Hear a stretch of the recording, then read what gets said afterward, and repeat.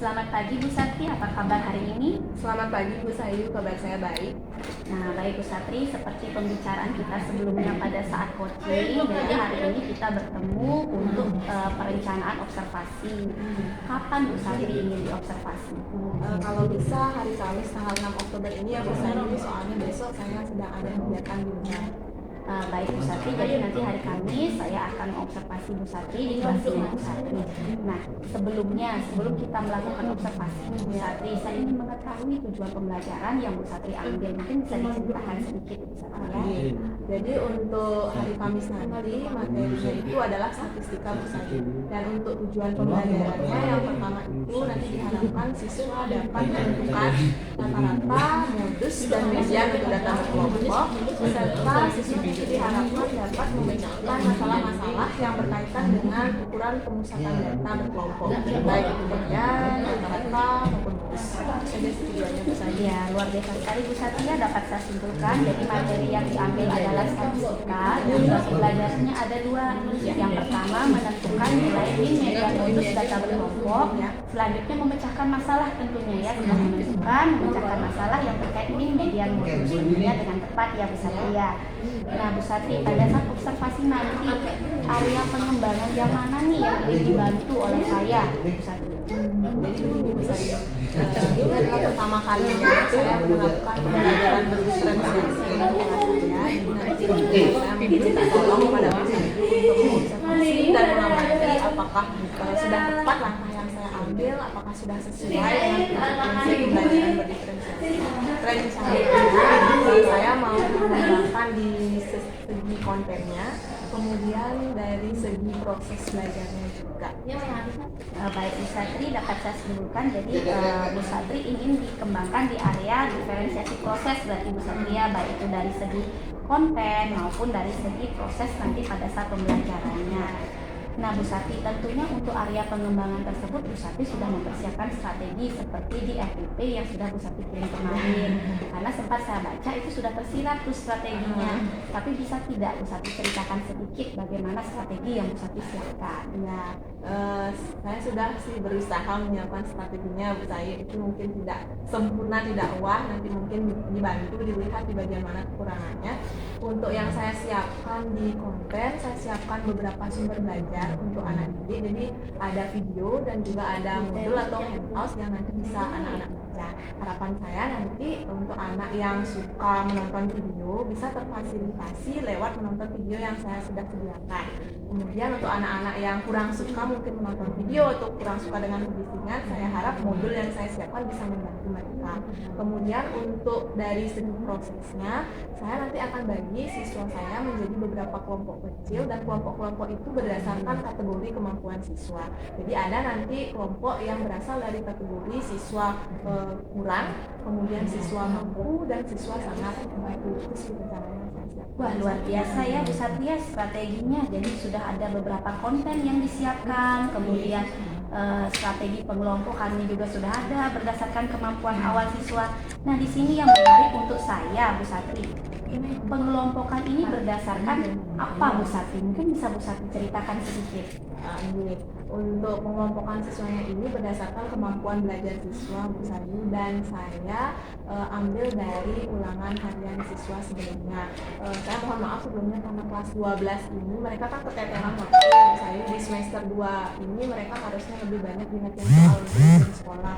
Jadi yang saya jadikan patokan tes awal untuk mengelompokkan siswa berdasarkan kategorinya itu adalah ulangan hariannya.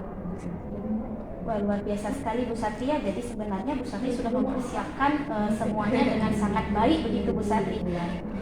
Baik Bu Satri, terima kasih hari ini. Nanti kita bertemu di hari Kamis. Selamat pagi Bu Satri.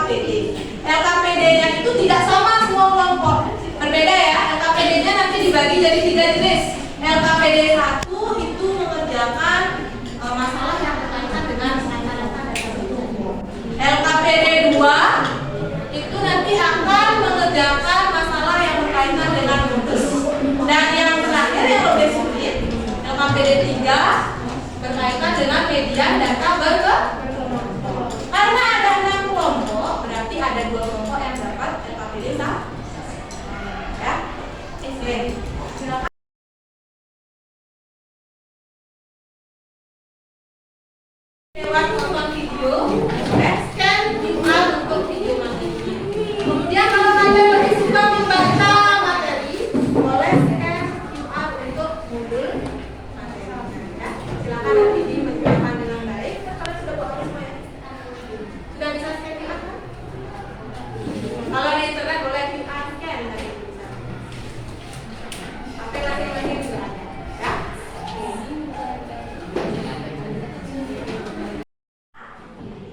Seandainya sumber yang ibu berikan itu masih kurang, kalian boleh juga nyari di internet. Itu tidak membatasi. Asal internet yang kalian gunakan untuk mencari materi kita, bukan pakai scroll Twitter atau Instagram ya.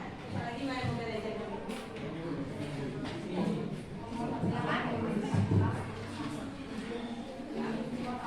Kenapa dari data ke 25? Kenapa nggak data ke 25? Kalau kelas yang pertama baru frekuensinya 8, berarti ada 8 dah data. Kita nggak nyampe data ke 25. Udah nyampe.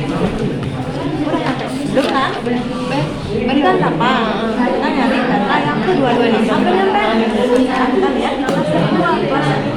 Tadi 8 data. Ini ada 8 versi. 8 tambah 12, 20. Udah nyampe.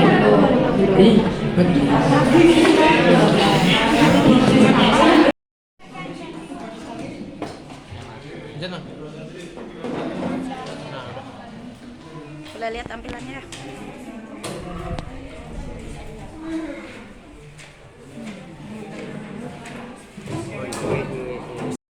Mau presentasi 3 orang yang maju boleh. Mau semua anggota kelompoknya yang maju boleh. Kalian mau presentasi langsung tulis di papan, gunakan media papan boleh. Silakan. Kalian mau buat presentasinya pakai PowerPoint atau tanpa seperti itu di depan biar lebih jelas ya. Biar temennya yang nggak dapat materi kalian bisa paham boleh. Kalian mau buatkan video juga. Kami kelompok-kelompok introvert tuh biasa ngomong di depan. Saya beraninya ngomong kalau sepi. Buatin video nanti kita upload ya. Semakin kreatif, semakin bagus presentasinya, maka nilai presentasinya juga semakin bagus. Berikutnya lagi baru kita present gitu ya. Nah ini di tempat saya sudah cukupkan ya. Nah, silakan dilanjutkan. Mau diskusi di rumah juga boleh. Gak apa-apa. Hari ini sampai di sini dulu. Ya anak-anak. Silakan kita tutup dulu pelajaran. Selamat pagi Bu Satri. Selamat pagi Bu Sayu. Apa kabar hari ini? Semoga lebih sehat ya, karena saya dengar sebelumnya 1 minggu tidak sekolah karena sakit kan begitu ya. Iya. Sekarang sudah sedikit lebih baik kondisi saya dengan sebelumnya Bu Sayu. Baik Bu Satri, sebelum kita melakukan percakapan ini pasca observasi yang sudah saya lakukan pada waktu tanggal 5 kemarin. Nah, saya izin memperkenalkan dulu. Di sini ada Ibu Citra, jadi pendamping saya untuk acara hari ini gitu ya. Nah, Bu Citra, ini ada Ibu Satri yang sempat menjadi coach saya untuk supervisi.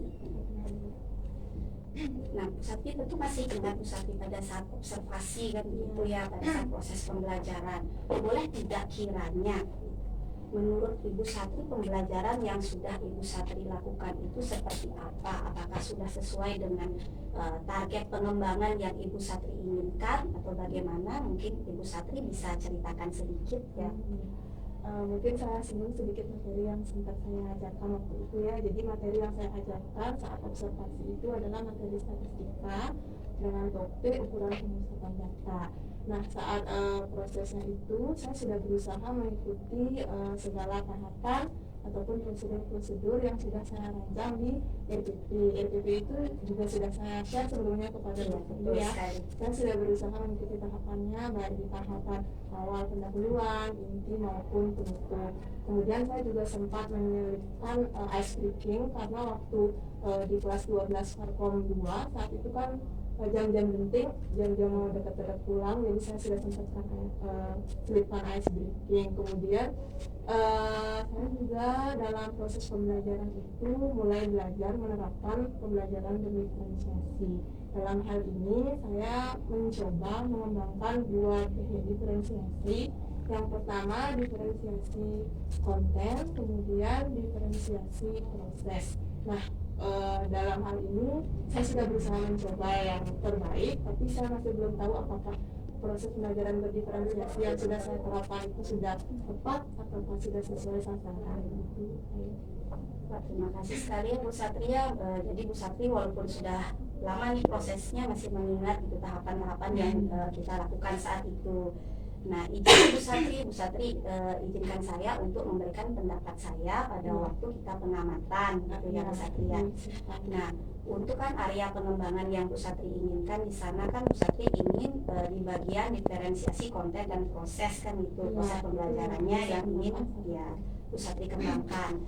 Yang saya lihat sepengamatan saya Bu Satri dari segi aspek pembelajaran diferensiasinya itu sudah sangat masuk sekali gitu Bu Satri ya. Yang pertama dari proses gitu, pembelajaran diferensiasi prosesnya. Di sana Ibu Satri sudah membagi anak-anak menjadi beberapa kelompok. Ya itu sudah tepat gitu, sudah tepat, sudah sesuai dengan sasaran. Ibu Satri kemarin kan ingin mereka tuh dibagi dalam beberapa kelompok sesuai pengetahuan awal. Ya seperti yang Bu Satri jelaskan. Jadi di sana saya sudah melihat Bu Satri menyiapkan beberapa LKPD yang berbeda sesuai dengan kemampuan mereka. Dikelompokkan juga sesuai dengan kemampuan mereka. Itu sangat luar biasa sekali Bu Satri. Terus yang kedua, Bu Satri ingin dikembangkan di bagian diferensiasi konten.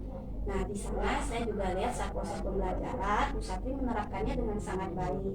Bu Satri menyiapkan beberapa konten seperti ada PPT yang saya lihat, kemudian ada video. Bu Satri juga menyiapkan flipbook yang di-scan sama anak-anak, terus dibaca melalui online itu flipbooknya. Saya lihat di sana. Kemudian Bu Satri juga memberikan kesempatan kepada murid untuk mencari bahan ajar melalui internet. Masih ingatkah Bu Satri pada waktu Bu Satri bilang, oke anak-anak kalau kalian juga mau mencari di internet silakan yang sesuai dengan topik kita. Itu yang Bu Satri katakan pada waktu itu. Itu sangat luar biasa sekali Bu Satri. Jadi dari proses, diferensiasi konten itu sudah sangat luar biasa baik. Bahkan saya melihat ada satu diferensiasi lagi, proses diferensiasi yang saya lihat. Jadi di sana Bu Satri melakukan diferensiasi produk. Itu.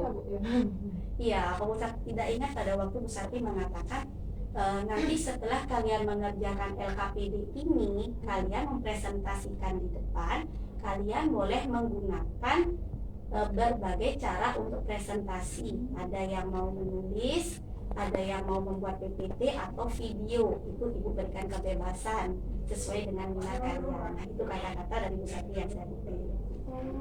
Itu masuk diferensiasi produk. Ya, beranggapannya begini, saya kira harus ada produk yang dalam bentuk real nyata itu baru namanya diferensiasi produk. Itu juga bukan ya. Jadi kalau misalnya produk dalam bentuk misalnya, oh ini jadi air mineral, seperti itu saja diferensiasi produk. Jadi saat mereka menyajikan sesuatu hasil pembelajaran dengan cara yang berbeda, itu juga termasuk dari diferensiasi produk. Itu menurut saya sudah sangat luar biasa sekali Bu Satri. Ya, jadi proses pembelajaran yang Bu Satri lakukan dalam proses diferensiasi yang ingin Bu Satri kembangkan. Kan selama ini Bu Satri bilang bingung, murid-murid saya mau saya gunakan metode diferensiasi tapi saya bingung bagaimana. Ternyata setelah Bu Satri rancang, Bu Satri lakukan, itu sangat luar biasa sekali melalui pengamatan saya. Hanya saja nih Bu Satri, izin saya memberikan sedikit masukan. Nah, pada waktu akhir dari proses pembelajaran di bagian penutup, mungkin di sana perlu ditambahkan refleksi begitu Bu Satria. Ya, jadi ada umpan balik dari guru, umpan balik dari siswa mengenai proses pembelajaran agar nantinya kan pembelajaran lebih bermakna lah untuk anak-anak begitu. Karena kan proses refleksi juga bisa digunakan sebagai gambarannya kita ke depan. Oh, ini sudah baik atau belum? Oh, ini apa yang perlu ditambah? Atau mungkin apa yang perlu ditingkatkan. Nah, di sana saya masih melihat Bu Satri hanya selesai pembelajaran hanya langsung menutup proses pembelajaran tanpa adanya refleksi. Nah, menurut Bu Satri setelah mendengar apa yang menjadi pengamatan saya, menurut Bu Satri bagaimana? Seperti yang Bu Sayu bilang ya, baru saya menyadari saya memang lupa saat itu memberikan refleksi di akhir pembelajaran karena saking asiknya seperti yang Bu Sayu bilang, kami terlalu fokus untuk membahas LKPD. Anak-anak juga mungkin karena baru pertama kali diberikan LKPD dengan tema beda-beda, jadi mereka benar-benar sedang gigih-gigihnya berusaha menyelesaikan LKPD itu, jadi kami terlalu fokus sampai kelewatan waktunya di bagian penutup, sehingga saya agak lupa memberikan yang namanya refleksi. Kemudian untuk yang seperti Bu saya bilang, mungkin ini adalah ilmu tambahan bagi saya. Awalnya saya beranggapan kalau diferensiasi produk itu memang harus ada produk nyata, tapi ternyata seperti yang Bu saya bilang, lewat cara teknik mereka menyajikan yang berbeda pun itu juga tergolong diferensiasi produk. Itu juga merupakan ilmu baru bagi saya. Jadi lewat hal yang Bu saya sampaikan ini, saya merasa jadi lebih percaya diri sedikit, Bu. Awalnya kan saya sempat bilang waktu awal-awal observasi itu, Bu, saya agak grogi, ini apa benar nggak diferensiasi yang saya jalankan ini sudah sesuai. Kemudian dari yang saya sampaikan tadi, sekarang saya merasa lebih berani untuk menerapkan kembali pembelajaran berdiferensiasi. Gitu. Luar biasa sekali Bu Satria. Jadi kita nih berharap bisa terus melakukan yang terbaik untuk murid kan, begitu ya Bu Satria. Awal untuk memulai itu sepertinya sangat berat, tapi ketika setelah diberikan arahan, saya sudah sedikit tahu celahnya. Oh begini diferensiasi yang sebenarnya, harus yang wah ternyata seperti itu. Luar biasa sekali Bu Satri. Nah, dari paparan Bu Satri tadi, menurut Bu Satri ini rencana tindak lanjut yang bagaimana yang akan Bu Satri lakukan? Kalau saya untuk kedepannya, ini adalah awal saya memulai pembelajaran berdiferensiasi. Berikutnya saya akan kembali lagi menerapkan pembelajaran berdiferensiasi, karena seperti yang saya lihat anak-anak belajarnya saat saya terapkan proses diferensiasi ini lebih semangat. Mungkin karena saya melibatkan media lebih dari satu. Biasanya kan saya cuma ya anak-anak silakan cari saja di internet. Jarang saya menyiapkan konten-konten lebih dari yang saya lakukan sekarang ini. Sekarang anak-anak lebih belajar, lebih semangat lagi belajarnya. Mungkin saya bisa terapkan lagi diferensiasi proses, kemudian untuk diferensiasi produk juga. Kalau selama ini kan saya membagi kelompok siswa itu yang campur, mereka heterogen kan, jadi kemudian LKPD-nya itu sama monoton. Mereka kadang sudah dibahas tadi oleh kelompok ini, kadang kan agak bengong gitu ketika saya menerapkan diferensiasi proses, di mana anak-anak itu dikelompokkan berdasarkan kemampuan, kemudian LKPD yang mereka kerjakan juga beda-beda sesuai dengan jenjang kemampuannya. Mereka lebih fokus melihat penjelasan temannya. Oh ini materinya udah dijelasin tadi, saya dapat materi A, sekarang teman saya jelasin di bagian materi B. Mereka lebih konsentrasi, lebih fokus mendengarkan. Itu yang saya lihat saat mengajar. Mungkin kedepannya saya akan coba terapkan ini lagi. Kemudian untuk mengasah pemahaman saya tentang teknik-teknik belajar di kelas, kemudian mengasah pemahaman saya terhadap pembelajaran berdiferensiasi, saya mungkin nanti akan mencari sumber-sumber seperti mengikuti diklat-diklat yang berkaitan dengan pembelajaran berdiferensiasi. Sekarang kan sudah banyak misalnya yang di internet itu seperti era digital, di platform Merdeka Mengajar. Saya nanti akan berusaha kembali lagi belajar seperti apa sih pembelajaran berdiferensiasi, kemudian menerapkannya di mana. Kan banyak juga strategi mungkin supaya seperti Bu Sayu mungkin menerapkan games mungkin kedepannya. Luar biasa sekali. Boleh saya simpulkan sedikit ya Bu Satria. Jadi rencana tindak lanjutnya Bu Satri tentunya menerapkan proses pembelajaran berdiferensiasi pada seluruh kelas yang diampu, begitu ya Bu Satria. Nah, baik itu dari segi proses, konten, dan produk. Untuk pengembangannya nanti juga Bu Satri ingin mengikuti diklat atau mungkin pelatihan-pelatihan pada banyak platform gitu ya mengenai pembelajaran berdiferensiasi. Saya setuju sekali Bu Satri, di PMM itu banyak sekali contoh-contoh yang bisa kita ATM gitulah ya. Modifikasi. Baik Bu Satri, mungkin ada sedikit lagi yang ingin saya tanyakan Bu Satri mengenai proses pengembangan diri begitu Bu Satri ya. Nah, selama ini kan Bu Satri sudah memahami sedikit itu apa itu berdiferensiasi, sudah mencoba melakukan proses diferensiasi dan ternyata hasilnya luar biasa. Nah, menurut Bu Satri ini lagi aktivitas pengembangan diri yang seperti apa yang Bu Satri lakukan untuk meningkatkan kompetensi itu mungkin? Sama seperti yang saya sampaikan tadi ya, misalnya saya ingin mengikuti pelatihan tentunya yang berkaitan dengan pembelajaran berdiferensiasi agar saya lebih tahu teknik-teknik apa yang bisa saya pakai nanti untuk di kelas. Itu sih saya. Berarti dapat saya simpulkan sedikit mungkin mengikuti webinar seperti tadi ya, Ya, webinar, iklan online, begitu mungkin agar nanti tujuannya Bu Satri lebih memahami, begitu ya, memahami lagi, lebih mendalami lagi proses pembelajaran berdiferensiasi tersebut ya. Menurut Bu Satri ini bukan keberhasilannya apa Bu Satri? Keberhasilannya itu bisa menerapkan pelajaran berdiferensiasi di kelas-kelas yang saya ikut, kemudian tujuan pelajarannya juga tercapai dengan baik. Kira-kira dukungan yang Bu Satri butuhkan ini apa? Yang paling saya butuhkan ya tentunya sarana prasarana LCD, komputer, seperti itu sih. Oke, Bu Satri, terima kasih sekali ya.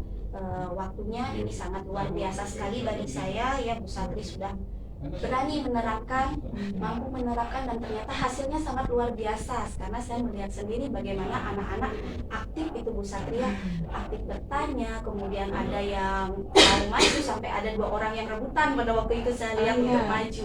Itu sangat luar biasa sekali bahwa ternyata proses pembelajaran yang berpihak pada murid memang sangat kita perlukan, terutama untuk mapel kita ya Bu Satria, matematika, di mana mapel matematika pada tingkat jenjang kita ini kan sangat abstrak. Jadi bagaimana kita supaya bisa meningkatkan minat dan motivasi murid lagi. Terima kasih banyak ini waktunya Bu Satri. Untuk selanjutnya saya sangat berharap nanti ada istilahnya umpan balik lagi gitu Bu Satri ya. Saya ingin mendapat informasi lagi dari Bu Satri bagaimana kelas yang lain setelah Bu Satri menerapkan model pembelajaran yang sama. Terima kasih sekali waktunya hari ini. Selamat pagi Bu Satri.